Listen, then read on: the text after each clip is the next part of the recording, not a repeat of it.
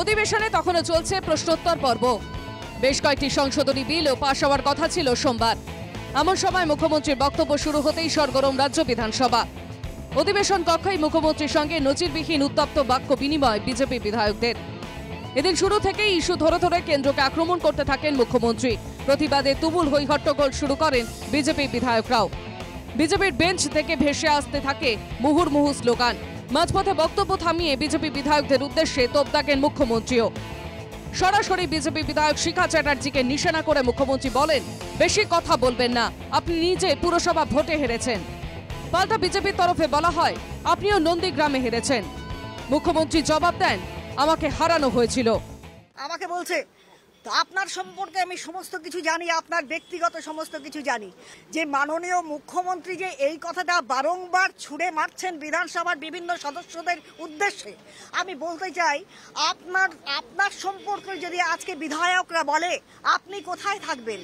যে আপনি নন্দীগ্রামে শুভেন্দু অধিকারী মহাশয়ের কাছে হেরে মুখ্যমন্ত্রী হয়েছেন, লজ্জা যদি এই বিধানসভায় কারো থাকা দরকার। একজন হেরো বিধায়ক, তিনি মুখ্যমন্ত্রী হয়েছেন, আর আপনি অন্যদের লজ্জার কথা বলেন। এখানেই থেমে থাকেনি মুখ্যমন্ত্রী ও বিজেপি বিধায়কদের বাকবিতণ্ডা। এরপর মুখ্যমন্ত্রীর আক্রমণের অভিমুখ ঘুরে যায় সরাসরি বিজেপির রাজ্য সভাপতি সুকান্ত মজুমদারের দিকে। এটা মনে রাখবেন, আপনি আমার বাড়ি যেতে পারলে আমিও যেতে পারি। একজন পাঞ্জাবি অফিসারকে জুতো ছুঁড়ে মেরেছেন, ওরা ক্ষুব্ধ হয়েছেন। ডাক্তারদের সর্দার সারা ভারতে ডাকাতি করে শেষ করে দিল। 2026 এরা জিরো হয়ে যাবে বিশ্বাস করি। হাউসে বিরোধী দলের বিতর্ক প্রশ্ন করার মতো কেউ থাকেন না। ওরা অপপ্রচার করে, স্লোগান দেয়, হাওয়াই চটি ভালোবাসলে দোকান করুন, ভালো ব্যবসা হবে। কার বিরুদ্ধে অশ্লীল মন্তব্য করেন, আমি কি খাবো পরবো আপনারা ঠিক করে দেবেন নাকি?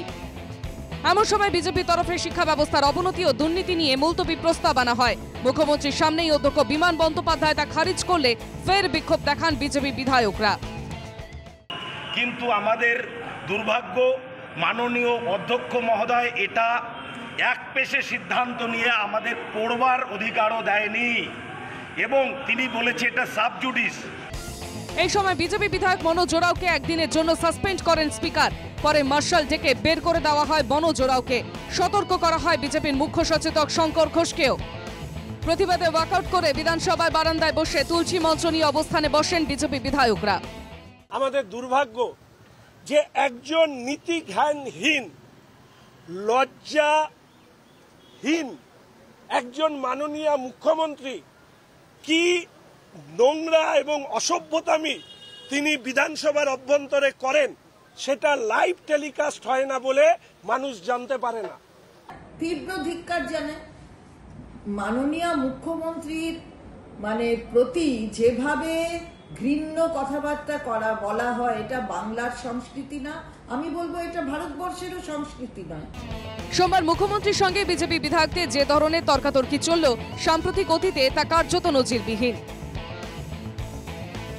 রণজয় মুখোপাধ্যায় ও দেবারতী ঘোষের রিপোর্ট, NKTV বাংলা।